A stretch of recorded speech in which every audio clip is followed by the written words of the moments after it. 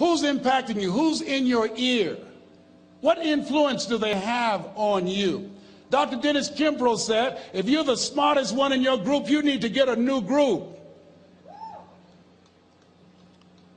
So practice the principle of OQP, only quality people. And somebody's saying, Les, can I change them? No, it's a full-time job changing yourself. Some people are so negative, they'll walk into a dark room and begin to develop.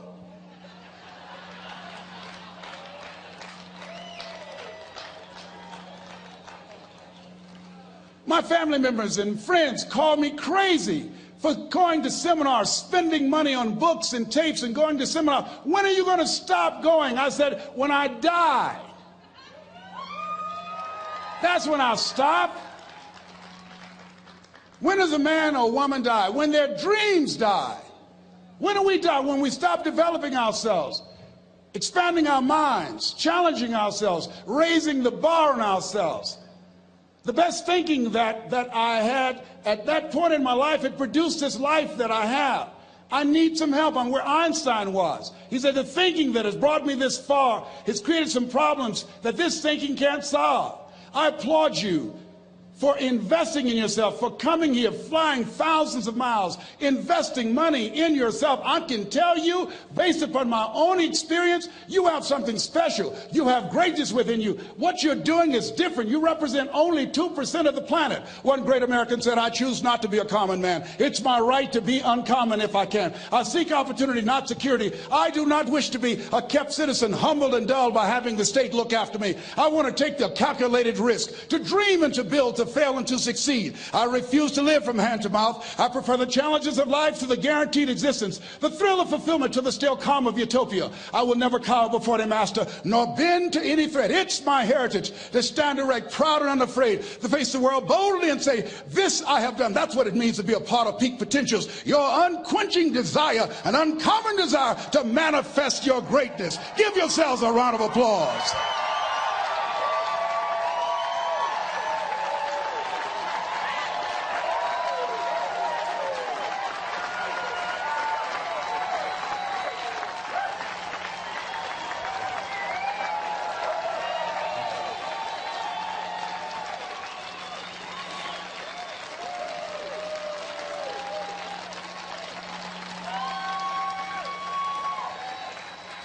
Thank you. The other thing is you look at your goals and look at your dreams. Repeat after me, please. I will fail my way to success. Yes, part of the reason why we have to continue to work on ourselves and surround ourselves with quality people is because you're going to have a lot of failures. You're going to have a lot of disappointments. Maya Angelou said, and it's true, I found it in my case, that most people go so far in life and then they park. They stop dead in their tracks. Why? Because they take some hits. When you have a goal and dream, think it not strange that you face the fiery furnaces of this world. You will have tribulations. Things are going to happen to you. I was in pursuit of my dream, and all of a sudden, boom, I got hit. A person that I thought I would be with for the rest of my life, I thought was my soulmate. I went through a divorce. I was embarrassed. I was humiliated. How can I teach people how to live their dreams? And I wasn't able to make my marriage work. I questioned myself. I took another hit. My mother was diagnosed with breast cancer. Then I was diagnosed with prostate cancer. Then my best friend from the second grade, Alexander Wims, he was diagnosed with cancer of the liver. I took a hit, and life staggered me, and I parked. And I didn't turn on my emergency lights because I didn't want to call attention to myself. I didn't want anybody to come and say, hey, do you need a jump? No, I don't need a jump. I'm not out of gas. My battery is not dead. My heart is beating. I'm parked. Leave me be. I'm parked. I was in my comfort zone. I was doing just enough to get by. I was working on a job. They paid me just enough to keep me from quitting, and I worked just hard enough to keep from getting fired. How many know people like that? Blink your eyes if you understand what I'm talking about. I was parked. I knew I could do more. But when my mama died, it took something out of me. When I went through a divorce, it took something out of me. When my best friend died, it took something out of me. I paused. And somebody said that life is like an onion. You have to peel it one layer at a time. And sometimes you cry. Life's going to happen to you when you have a dream. You're going to get slapped around.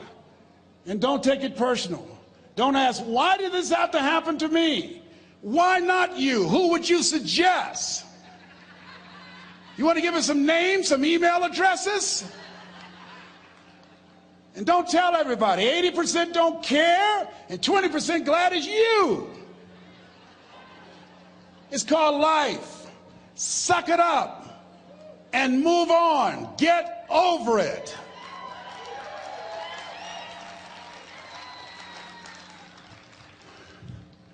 It happens to everybody. Here's the other thing: as you look at your goals and look at your dreams, when you're going through some stuff, repeat out to me, please. When things go wrong, don't go with them. Yes, write that down. When things go wrong, don't go with them. When you're working on a business deal, you're counting on some money. Someone said you will get the loan, and it falls through. You have an event, and the people that you thought would be there and support you, they don't come through. Or someone turns against you, or you get ripped off. It's going to happen to you. Happened to me. Someone stole all my products, my database, over 180,000 names and addresses. It's not personal. It's going to happen to everybody. It does. 8 out of 10 millionaires have been financially bankrupt. Walt Disney had he filed bankruptcy 7 times and had 2 nervous breakdowns. It's called life. But I got a saying: when life knocks you down, try and land on your back, because if you can look up, you can get up. You've got the power in you to do that. You've got something special. You've got comeback power. Here's the other thing. Let us say together, it's possible. It's necessary. It's me. Yes, write that down. It's me. Take ownership for your life. Nobody can live your dream for you but you. Nobody's going to take care of your business like you. Stop coming up with excuses. Don't give yourself permission to continue to live a small life. You can't fit a big dream into a small life. Give yourself permission to go for it, to test yourself, to challenge yourself, to live full. I like the saying, always strive to get on top in life, because it's the bottom that's overcrowded. The reason you're here is because there's something in you that says, I can do more. This just can't be it. There's something in you. There's a calling on your life. There's something in your heart that caused you to get dressed and spend the money to go to seminar after seminar and listen to message after message and speaker after speaker. Because there's something in you that tells you this is not it for you. You have not peaked here. There's more in you that you are expressing. Eye has not seen, ear has not heard, nor has entered the heart of mankind what's in store for you if you challenge yourself, if you persist and persevere, if you take ownership for your life. George Bernard Shaw said the people that make it in this life, they look around for the circumstances that they want, and if they can't find them, they create them. Create what you want. You have the power in you to do more than you can ever begin to imagine, to control your destiny, to make a difference in our children, to make a difference on the planet, to make an impact. Let us say together, it's me. And let us say together, it's hard. Say it like you know it. Say, it's hard. Ladies and gentlemen, it's hard. There are people who have seen their retirements taken away from them by the corporations that they work for. They were within 2 or 3 years of retiring, and they had it taken from them. The #1 entrepreneurs in this country now are senior citizens. The #1 employer, #2, McDonald's and Walmart. And there's nothing wrong with those jobs. I guarantee you those people did not have a plan to end up living their lives at the end of life with those types of jobs. And they didn't have a plan like you have, and while you're investing in yourself, not to. And it's hard. There are people making choices between purchasing prescription drugs or paying for gas or a mortgage note. It's hard when you're working on a job for 20 years, 30 years, give them some good years, and then they come in and tell you, we've downsized. In other words, you're fired. And then you have to start all over again. How many of you know it's hard? Raise your hands, please. It's hard. And it's not fair. One of the things I like about T. Harv is he talks about work and investing in yourself. It's not fair when people are going up against that kind of stuff to tell them just think positive and be enthusiastic and everything will work out all right. Ain't that kind of party. It's hard. Life will put some knots on your head. I bought my first home for my mother. I was rushing, didn't know what I was doing, and I bought a home that had a lien against it. And they called me, Mr. Brown, yes, there's a lien against your property. We need $55,000 if you're going to stay there. Wait a minute, sir. I just bought this home. The guy told me there were no liens against it. I'm not the one that owe you the money. You should have checked that out, Mr. Brown. Come on. I called my attorney. We followed up. Yes, Les, there's a lien against the property. But he told me there were no liens. He lied, obviously. Oh, my God. He told me he wanted to help me because he admired the fact that I was buying this home for my mother and that he was adopted, and he identified with me. Les, he suckered you. He played you, man. So what? Well, would they take payment arrangements? What about $5,000 a month? They want all the money, Les. They want all the money, or you're going to have to get out. The house is going up for sheriff's sale. Do you have it? No, I don't have it. Can they give me some time? Tell them to give me 3 months, please. Give me 3 months. My mother's in her 70s, man. She has a bad heart. Don't do this to me. This is my dream. Don't do this, man. Please, let me talk to them. Les, I'm talking to their attorney. They don't want to talk to you. I've got to talk to the attorneys. Do you have the money? No. Will they give me 3 months? No. What about 2 months? No, Les. They want the money in 7 days. Oh, my God. Let me call you back. I'm not sure. And I walked the floors thinking, God, how could this happen to me? I got to figure this out, huh? I got to figure this out. And it seemed like the days are just ticking off, ticking off. Thursday, I had to call them and let them know. They called me, Les, do you have the money? No, I don't. Friday, you have to leave. The sheriff will be there. You're going to have to leave, Les. They're going to take my house. What about my down payment? You lost it, Les. You lost it. Okay. I got to go. Yes. I prayed, Lord, please, if you show me that you're real, if you're really real, you think Paul worked for you, you haven't seen anything. Don't let me lose this house and watch what I'll do for you. I was trying to cut a deal. Have you ever tried to cut a deal? It's amazing how spiritual you get when you get in trouble. You know what I mean? When I was diagnosed with prostate cancer, I was going to bed with the Bible and the Holy Quran and Science of Mind and Joel Goldsmith, everything I could find. I was praying to Jesus, Yahweh, Melchizedek, everybody. I was calling on everybody. It's amazing. And here I was walking the floor at 3 o'clock in the morning, and I had to go and wake my mother up. I got on my knees and I said, Mama, I need you to wake up. She said, what's wrong, Leslie? I can hear you walking back and forth. I'm not asleep, son. I said, there's something I need to tell you. She said, your eyes are red. Why are your eyes red? Because I feel so stupid now. Why? We got to move tomorrow. Why, Leslie? There's a lien against the property, and they want $55,000, and I don't have it. And we're going to be set out tomorrow. We have to go back to Liberty City. So she said, it's okay. I don't like this house anyhow. I said, why? She said, because of my arthritic knees, it hurts my knees when I go up the steps. I said, and why didn't you tell me? Because you were so happy. I just said it because you were happy. I'll live in a shack with you, boy. I love you. It's not the house. I love you. I love all my children. I said, thank you, Mama. Thank you.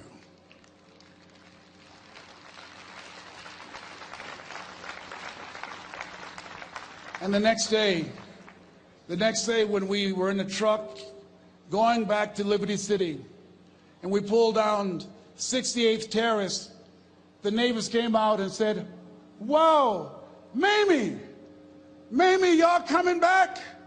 Are you back?" "Yes."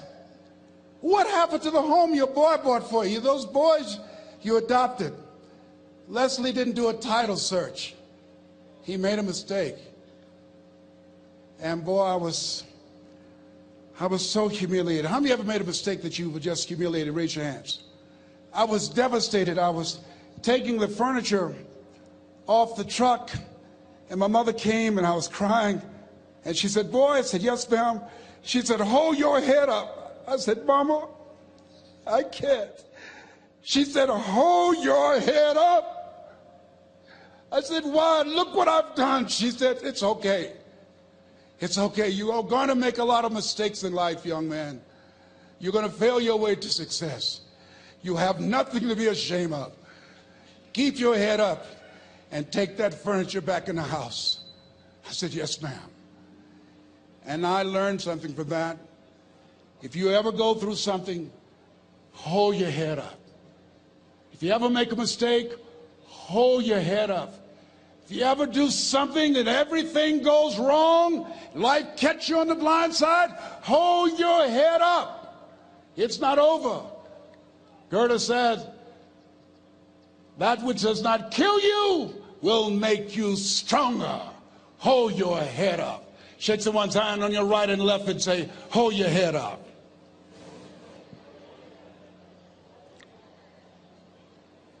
Here's something else, ladies and gentlemen. Repeat after me, please. You got to be hungry. Everybody together, you got to be hungry. I'll never forget Mr. Washington said, "Mr. Brown, yes, sir. What do you want to do with your life, young man?" I said, "Sir, I want to be a disc jockey." He said, "Mr. Brown?" I said, "Yes, sir." He said, "You got to be hungry." I said, "What do you mean by that?" He said, "People that are hungry are willing to do the things today others won't do in order to have the things tomorrow others won't have. People that are hungry are willing to invest in themselves. People that are hungry will go to seminars and workshops. People that are hungry are always searching, always seeking higher ground. So how do you want to make it? I said, "I want to be a disc jockey." He says, "Good. Here's what to do." He said, "I want you to read 10 to 15 pages of something positive every day." He said, "You don't get in life what you want, you get in life what you are. You must program yourself to success." He said, "I want you to listen to Earl Nightingale and Zig Ziglar. Listen, faith comes by hearing and hearing and hearing." He said, "I want you to change your relationships, and I don't want you to ever lose your hunger." I said, "What do you mean by that?" He said, "People that are hungry are unstoppable. People that are hungry are no matter what people. They make it happen no matter what." He said, "I want you to listen to Paul Harvey." Who is he? He's the world's greatest communicator. Success leaves clues, young man. Always listen and follow people who are doing what it is you want to do at the level you want to do it, and learn from them. I told T. Hobb when we were standing by the stage, I said, "Hey, man, I want to work more with you. I want you to coach me. I want to learn from you." See, I found you're never too old to learn, and you're never too young to teach. Always have a thirst for learning. So I listened to Paul Harvey every day on the radio. While in school, I would go out and listen in his car. He gave me his keys. I was working to develop myself. And I continued to listen to motivational messages, and he would take me to see the late Dr. Norman Vincent Peale, who wrote the book, The Power of Positive Thinking. I toured with him before he passed. You have something special. You have greatness within you. Don't allow your circumstances to determine who you are. Don't allow your negative thoughts to hold you back. You have something special. You can do more than you can ever begin to imagine. Dr. Peel was an incredible man. I admired him. When he spoke, he gave me goosebumps. I can feel him in my heart. And I never forget, we were coming back to the school, and Mr. Washington said, Mr. Brown, yes, sir. When Dr. Peel spoke, you didn't move. When he spoke, you were hanging on every word. When he spoke, we didn't have to tell you to sit down and be quiet. Why? I said, sir, I could feel him when he talked. I felt like he was talking to me, sir. He said, he was. I said, but he doesn't know me, but he was speaking to you. Did you feel him in your heart? I said, yes, sir. He said, most people feel him in their head. If you felt him in your heart, he said, listen to him, son. Follow him, learn from him. And I would go to seminars and workshops. Anywhere I would find where Dr. Peel was, I would be in the audience. I would drive 200 and 300 miles just to hear him speak. And my dream and vision was to share the stage with him. I thought about it. What is your goal? What is your vision? I want you to hold it in mind. There's some power in that, because when I became involved in speaking, I never forget, I got a call from Og Mandino, who wrote the book, The Greatest Salesman in the World. He said, Les, I'm stuck in Philadelphia. I need to be in Kankakee. Dr. Norman Vincent Peale is appearing. I can't make it. I heard you're in Chicago. I said, yes, I am. Can you go and open for me? I said, yes, man. Oh, my God. Dr. Peel, I said, yes, I'd love to do it. And I went there and I came. I said, hi, I'm Les Brown. He said, you're not the band of renown? I said, no, I'm Mrs. Mamie Brown's baby boy. I'm here to speak. He said, come backstage. And his wife, Martha, was there. And she said, Papa, Les Brown is here, the speaker. And he said, Les Brown, shoot for the moon. Because even if you miss, you'll land among the stars. I said, sir, that's my quote. I wrote you when I was in the 11th grade. I was a part of a special education class project. That's my quote. He said, I know. I end all my speeches with that quote.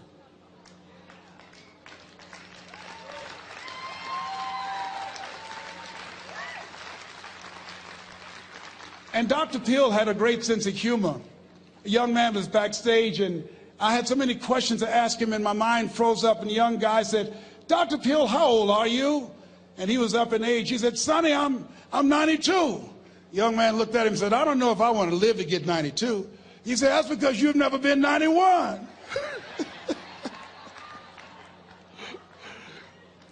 So I did the things that Mr. Washington suggested. I listened to motivational tapes on a regular basis. I would go to seminars and workshops whenever Zig Ziglar and Dr. Dennis Waitley and Jim Rohn would come to town.